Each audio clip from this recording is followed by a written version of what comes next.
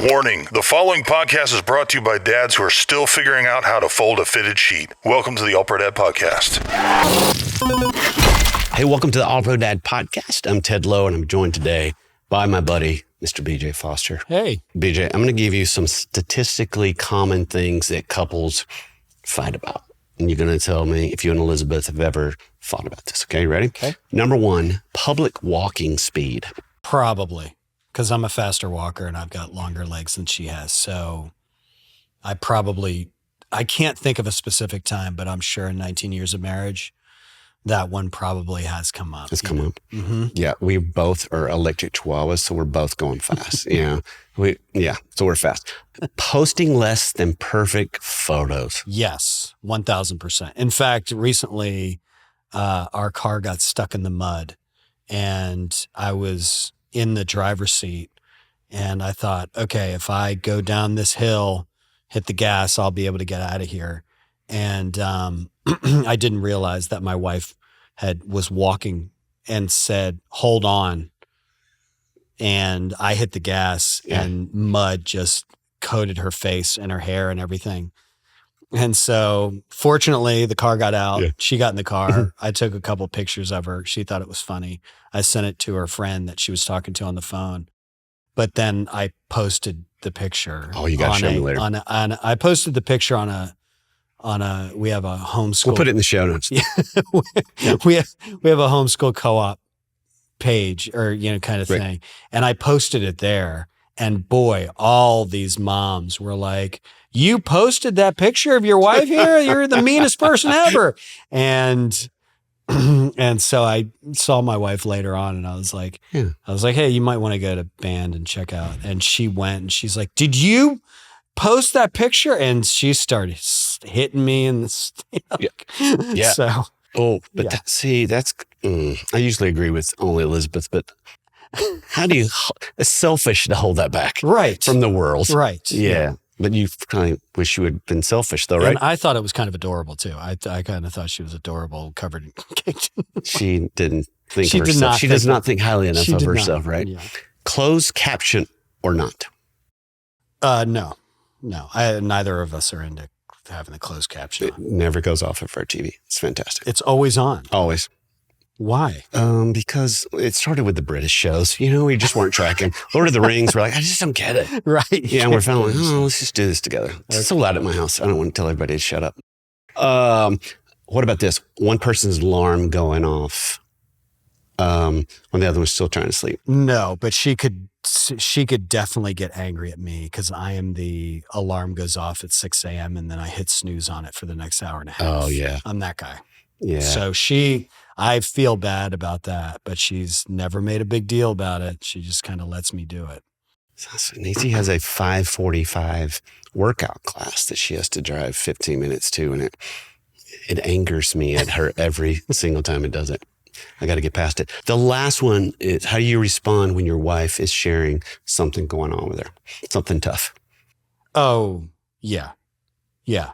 Yeah. Because immediately it either stresses me out or I want to fix it. Probably related to both. I want to fix it and I want to get the stress off of me. Mm. And she just wants me to hear it. And we've been through that a lot. I bring up all this because silly fights can cause serious damage. Mm-hmm. Then it starts to be cumulative to the point where what's really going on, it's usually something underneath and they'll start to get cumulative and then it gets rough. So our question today is, how do I keep fighting for my marriage? Because sometimes these silly fights and fights that don't seem so silly, they start to add up to the point where you're going, is this worth fighting for? Mm-hmm. And so many people get to that spot. I mean, depending on the stats that you talk about, a lot of people get to the point and go, I don't know if I can do this anymore. So we're going to talk about should I and how do I keep fighting for my marriage? Yeah. So there's a fascinating study that I came across that looked at people in unhappy marriages. And I want everybody that's listening to this or watching it to think to themselves and take a guess in your minds, what percentage of those who decided to stay together actually reported being happy just 5 years down the road. Unhappy marriage, 5 years, they stay together 5 years down the road, reported being happy just 5 years down the road. What's that percentage? And they might be shocked to know, I was shocked to know, 65%. So that's almost 2/3 of people didn't just report that they were the same or a little better, but actually moved from unhappy to happy. Right. And just as kind of a qualifier, okay, because people aren't stats, there are plenty of people that have individual factors that might be worthy of divorce. You have people in abusive situations, they need to get out of it. There have been people that, where there's infidelity involved, where that might be kind of worth divorce. So it might be warranted in certain situations and called for. But in many cases, if you're talking about, I'm just not happy in my marriage, 2/3 of people who stick with it report being happier down the road, that it's typically a temporary condition. We have a small group that we've been in since 2000, and we've journeyed with these couples.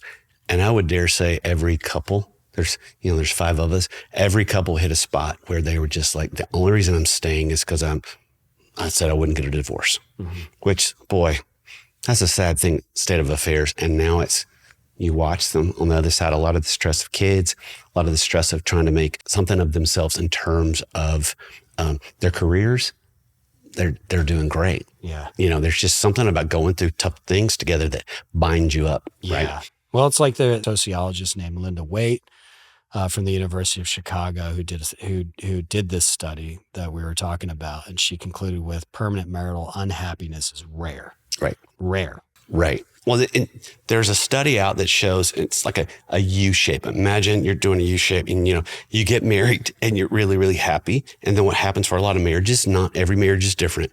It starts to dip down with kids and your exhaustion. And then you start to learn how the other one communicates and this, and kids are getting out of that. And all of a sudden it swings back up. That's the tendency, especially if there's some intentionality throughout that, to stay connected and stay together. And so it's just, if you feel like you're dipping a little bit at times, you're not alone. I mean, we don't want to accept the dip, right? You want to keep working, and that's what helps people get out of it or stop at the bottom of it. So just encouragement. Love that. So one of the things that I love talking to you about marriage about, because you've done all this research, and one of the things that you've introduced me to is Dr. John Gottman, who has what he calls the 4 horsemen of the apocalypse. Can you talk a little about that? John Gottman, he's got fascinating methods of research, and he's so widely accepted. And I believe it is because his research has been so different than anybody else's. So he had a thing called the Seattle Institute, he still does, where couples will come in, they'll check in for the weekend, and he'll observe their behavior. And he has a 94% success rate predicting divorce after watching how couples handle conflict. And he says there are 4 horsemen of the apocalypse. I think the man is trying to make a huge point here. It's like, these are the 4 deadly things. So as we're talking about that, listeners, and you and I as well, do you see any of these things creeping up? Because these are big deals. Because marriage gets so complicated, right? People, marriage is so complicated. It feels so overwhelming. These are 4 pretty clear things that we can talk about. Right. Number 1 is criticism. Are you being critical? 2 people are being, it's one thing. A complaint is one thing because it talks about the behavior. Oh, I wish you hadn't made this mess, or I wish this mess wasn't here. That's the behavior. And going, you always leave me to clean up everything. They're very, very different. It doesn't mean you don't talk about, have good communication, but you don't do it with a critical spirit. Another one is defensiveness. Everything she says, everything he says is met with, you always do this. You never do this. It's just defensive. Well, I didn't mean to do that. It's when they meet it with, if they do say something constructive or if they say anything, it's met with defense. You're always kind of you're feeling like a victim. Like, yeah, I'm a victim of. Exactly. You're always, talking on the defensive, and we know what it's like to be around defensive people. You're just like, whoa, cool your jets. Like, I'm not attacking you. And so it starts to feel that way. Another one is stonewalling. It is like, hey, I'm going to use silence to Control the situation. A lot of times silent people think that because they're not saying anything out loud, that they're the good ones.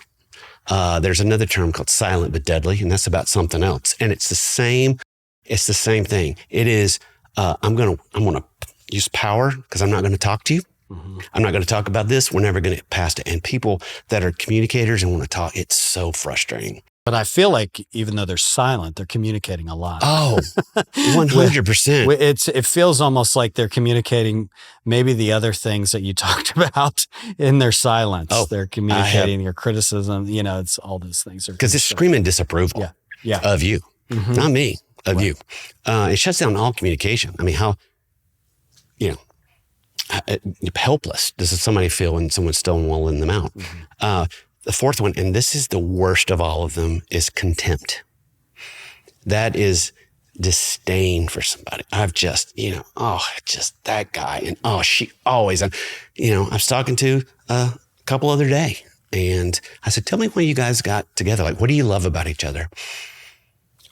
It took them, they were at a point where all the conflict had taken away everything good about this person. I'm talking wiped it out. And it was all about contempt. So those are just some things to watch out for. And this gets really practical. How do you respond to a difference? How do you respond to somebody being late? How do you respond to a habit that drives you nuts? What form is that coming in? Again, it's tone, body language, all those things. In the middle of this, if you're at a spot where you're going, I don't know if I can do this anymore. And a lot of couples will get to that point. Where I don't know if I can do this anymore. Here are 5 ways to keep fighting for your marriage. And that's number 1 is ask a better question. When people, a lot of times people will cohabitate before they get married. And so they're cohabitating in part because they're thinking, is this going to work out?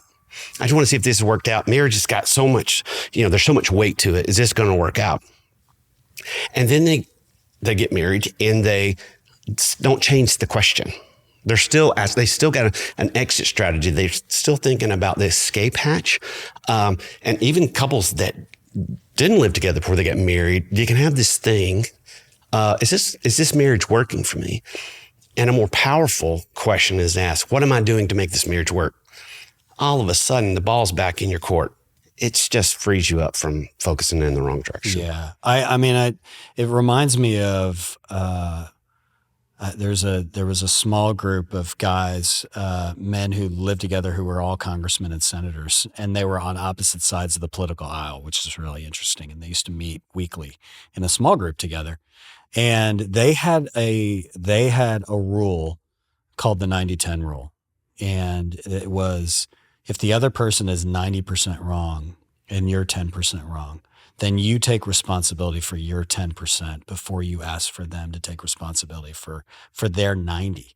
And there was even an incident that happened where a Democratic congressman got into a really heated argument and had told off a senior Democrat.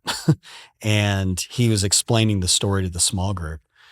And there were a number of Republican, and one of them was a guy named Steve Largent who played in the NFL and was a congressman from Oklahoma. And he's listening to the story and he's like, hey, the 90-10 rule? And he goes, yeah. And he goes, yeah, I think you're about 10% wrong. He goes, you need to go back and apologize and make it right. And he didn't want to do it. He was like, I think I'm 0% wrong. And he's 100% wrong. And all the guys in the group were like, so here are Republicans telling him, you need to go make it right. If there was a chance for them to woo him over to their side of the aisle, it was then. And yet they were like, go be reconciled with this guy and take responsibility for what you did wrong. And he did. And they reconciled, have a great relationship. And so I'm always reminded of that. Like whenever I get in a conflict in my marriage, like, okay, well, what am I doing? Am I taking responsibility for myself? Well, and it drops defensiveness. Research shows that when someone feels just like that, you understand the emotion and understand the topic, it soothes their brain. You don't have to agree with it. It's just, you're getting this. You understand what's going on. I had a police officer tell me that that's what he does when it's really volatile. and he gets called to domestic violence or situation. He said, I'll go, boy, you're really upset with your wife right now. And you really think that this is unfair and you are scared and don't want us here, right? And he said, it just calms them down every time. I was speaking at an event and he tells me this afterwards and he's walking away. Someone else is stepping up. He's walking away and he goes, it even works for drunk people. But I just thought this way our brain is wired. But one of the stats, we're talking stats, one of the stat that sticks out to me the most and it bothers me the most as somebody that tries to help marriages is that about 10% of couples seek marriage counseling before they divorce. That's nuts to me. There's so much hangs in the balance. And what people will say, I've been told, counseling's weird and it's expensive. And what I have to bite my tongue not to say is, hey, it's not going to be any more weird than a divorce. Mm-hmm. And it's way cheaper than 2 houses. Mm-hmm. Yeah, absolutely. Right. You watch people's life change radically. And so it's one of those things. I mean, we Google everything. We'll Google what kind of fertilizer to put on the lawn, but we won't stop and reach help. Just get help. There's no shame in the counseling game. Like reach out. And if you're going, I'm not doing a counselor, who's got a marriage that you respect? Who's someone that can speak into this? Another stat is from the Journal of Consulting in Clinical Psychology, found that couples who utilize a client-directed feedback approach were 46% less likely to divorce or separate. So you're going, you've just upped your odds greatly. And this is the one I get most excited about and a lot of couples and people don't know about this. There's marriage intensives all across the country. Wind-shaped marriage is one of those that I've been a part of. And couples show up, most of them with divorce papers in hand. They come in with, and they spend 4 to 5 days there, and it has an 82% success rate. So I've always said to couples, if your child was sick and someone said, this doctor will do, 90% chance not going to be okay, which is that I'm not getting any help. 42% if you do the counseling part, or 82% for the intensive. It's like we don't have to think about it for a minute. So again, people won't do the intensive because it's awkward in their minds and it's expensive. I don't know. I'm getting pumped up. It's hard for me to sit down and talk about this. Well, yeah. So I've known a number of couples where the husbands just walked away and I always hey, did you do any counseling? And it's typically, I asked him and he said no. And it's one of those things like, look, you want to be able to look in the mirror and say, did I do everything in my power to try to make this marriage work, to make it thrive, to make it good, healthy, vibrant, all those things. And if your answer is, and I've seen some, ex-husbands, they'll say, oh, I tried everything. Yeah, did you go to counseling? No. And okay, if you have not gone to counseling or not pursued any of these things, then the answer is no. And I kind of don't want to hear anything else. Yeah. Like I do whatever it takes. Do whatever it takes. Right. It might end up in the same place, but at least you can look at the mirror and said, I did everything I could. Right. And please, please, please don't wait until your wife threatens divorce, because that's what happens. A wife will ask and ask, and sometimes it's reverse, but the stories I've seen the mostly is a wife will ask, please, please, please, and then she drops the divorce card and he goes, now I'll go. And she says, it's too late. It's too late. And that's heartbreaking. I don't know how many times I've seen across from couples where they're sitting there and I'm watching him still fighting and she's apathetic. And I'm like, give me a couple that's still fighting. They're fighting for something. When you see that apathy, I'm like, oh, buddy, you might as well stop talking because she's done. You're just digging itself deeper. So don't wait until the house is burning to the ground to do this thing. If she has asked you to go to counseling, go to counseling. Yeah. Even if it doesn't make any sense, it's not going to hurt. Yeah. It will not hurt. It could be a whole lot of help. And you might find that the counselor is able to say stuff to her on your behalf that actually resonates and gets through. I'll never forget. We did our entire first year of marriage with counseling, and And we had gotten into a big fight or whatever. And my wife was crying and I was slouching in my chair. And he said to me, "Hey, what's going on? I don't like your body language." And I'm like, "I don't know." When she gets all ramped up, I'm like, I just kind of get more relaxed and I kind of disengage more to balance. And he goes, "Yeah, that's not working. That's not working for you. That's not working for her. That's not working for anybody. Yeah. Sit up and engage." Yeah.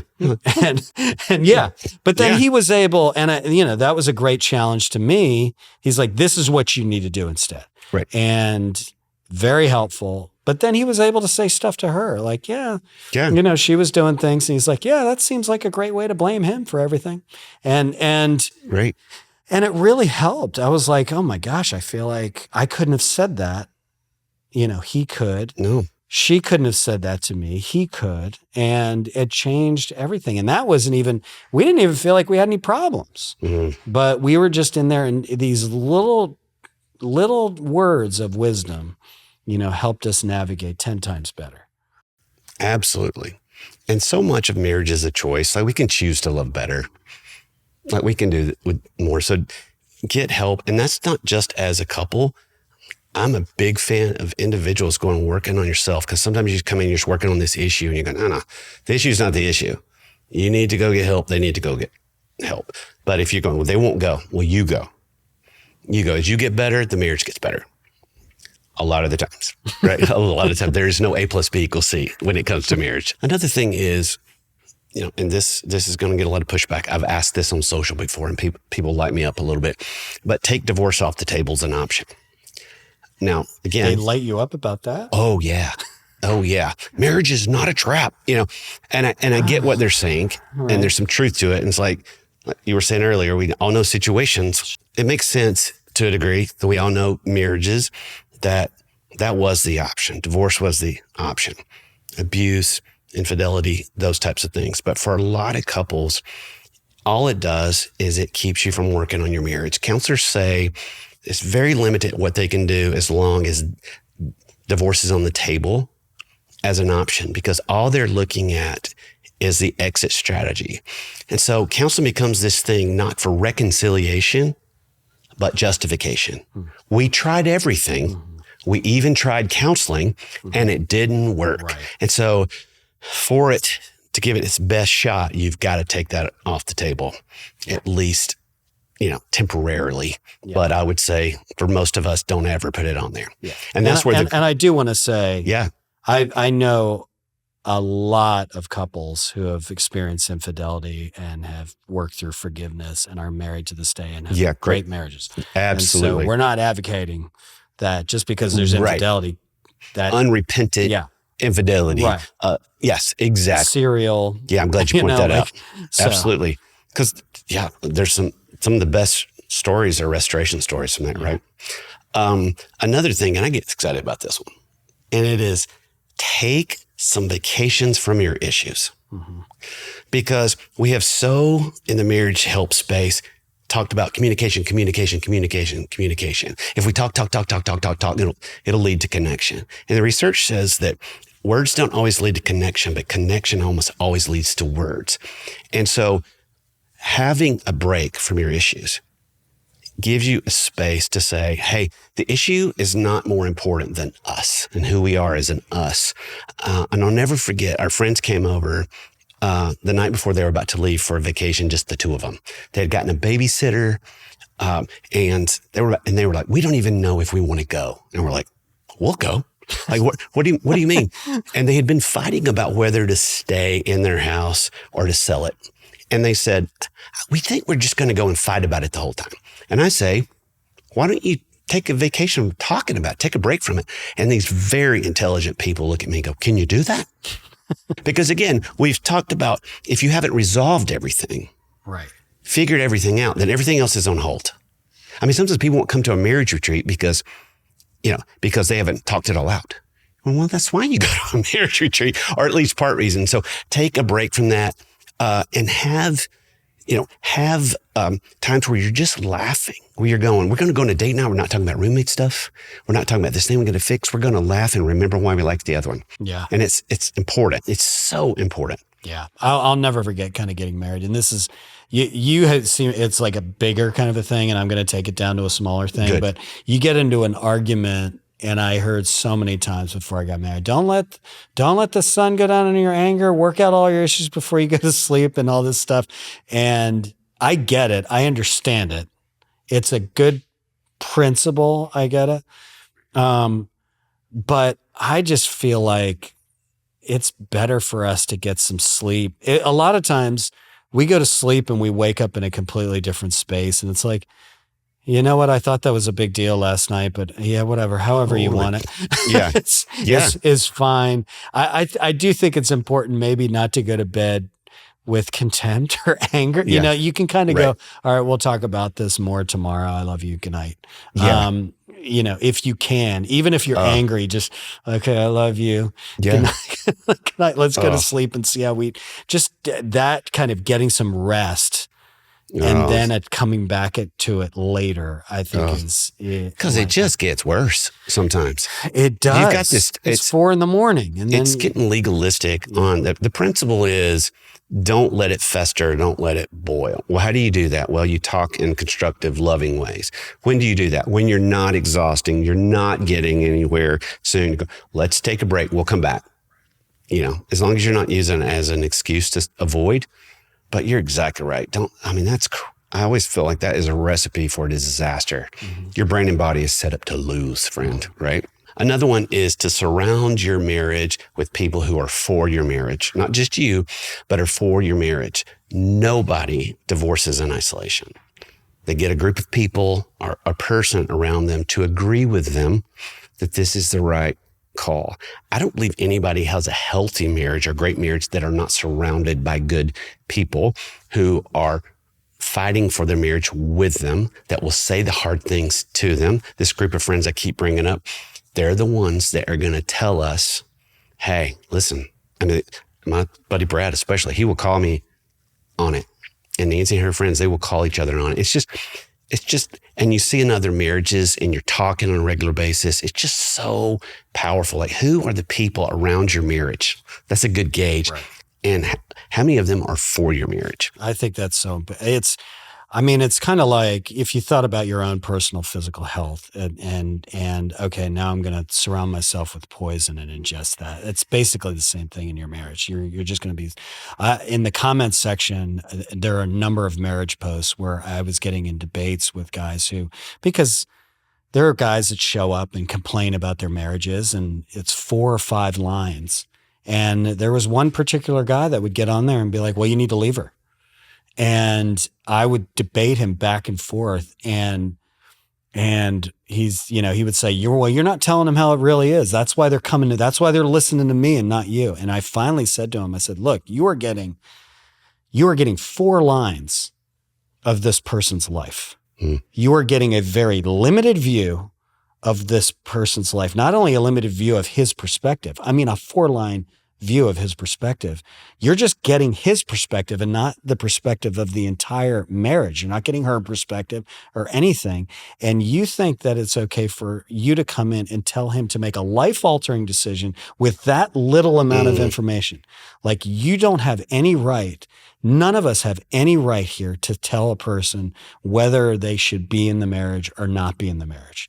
That is not what we can possibly do with the information. And so there are so many people, even if they're hearing from us, like this thing, and so if you're one of those people for another guy who's telling you all the things about his marriage, you have to know you're getting a limited perspective. You're getting his perspective, not hers. And so, yeah, we've got to surround ourselves with people and be people who are encouraging a stronger marriage and not for them to exit. What communicates that the most is when you have people that aren't for your marriage, or the people that have given up on their own marriage. And again, whether that's right or not, and it's called social contagion, where the people in their inner circle, whether that's a close friends or their family, have a 75% greater chance of getting divorced once that couple gets a divorce. And I think you've got to do a lot of mental gymnastics to say, it's time to get a divorce. And you find other people. And so you've done a lot of convincing of yourself So when you're fresh off a divorce, you're sharing it like, hey, this is the best thing I should have done it years ago, and all those things. So we have to be really careful. Not that you stop supporting people going through divorce, but make sure you have strong marriages that are for you, right? So important. And for this last one, guys, this is where we got to be brave, because if you're hurting, we know you're emotionally exhausted. I know you are. I know you're going, I don't know if I can do this. And you're going, if you knew my story, you would not be saying the same things that I'm saying. And maybe I wouldn't. But can I just say, as much as possible, be brave, do the uncomfortable thing. Because like you said earlier, BJ, at the end of this, if, when your kids are adults and they ask you the question, Dad, did you try everything possible? If for no other reason that you're able to say, yeah, I did everything that I could. Because divorce is very painful for a kid. It's very painful for a kid. So we want to be able to be brave. Because again, no matter what happens, you need to know that you did everything you could. But again, I just need to say, I don't want to belittle anything you're feeling. If you're overwhelmed, my heart hurts for you. I promise that it does. And it's understandable that you're hurting. So, but just hang on, man, find some good people for you and be brave. That leads us to the pro move. Pro move in this would, boy, you're going to go, ooh, I'm going to have to be a professional with where I am right now. But ask your wife sincerely, what is one way that I can love you better this week? And this is not just for couples in crisis. This is good for all of us. What is one way that I can love you better this week? When you get the information, you just say, thanks for letting me know. If she says, I don't want to hear it, I don't want to say it, you see an expert, right? But sometimes you're making the move in your wife's direction, you're just making the wrong move because you just don't know. And sometimes she can help you with that. But hey, we're always going to say to you, thanks for listening. Today, I know that listen is not easy. And if you were Googling and you were searching around, trying to find something to help, we really do hope that this helps. BJ, thanks for talking about this. Thank you. It's heavy, but it's important. There's so much hope too, right? I feel like I learned a lot. Well, it's just, I guess, and I didn't say this enough, but there's so much hope with this too. I get to see all the other stories. We talked about the hard stuff. It's usually easier to get there than they thought, like how the methods. Again, we can all choose to love better. And that's so powerful when we do. So thanks, BJ. Appreciate it. Thanks again. And thank you for listening. Thanks again for listening to the All Pro Dad podcast. Behind every episode is our amazing team. Producer Haley Mawat, audio and video editor Buck Buchanan, and production coordinator Corey Walliff. All Pro Dad is the fatherhood program of the nonprofit Family First. Along with our motherhood program, iMom, we exist to help you love your family well. So remember, if you have more questions than answers, then you're probably in the right place. See you next time.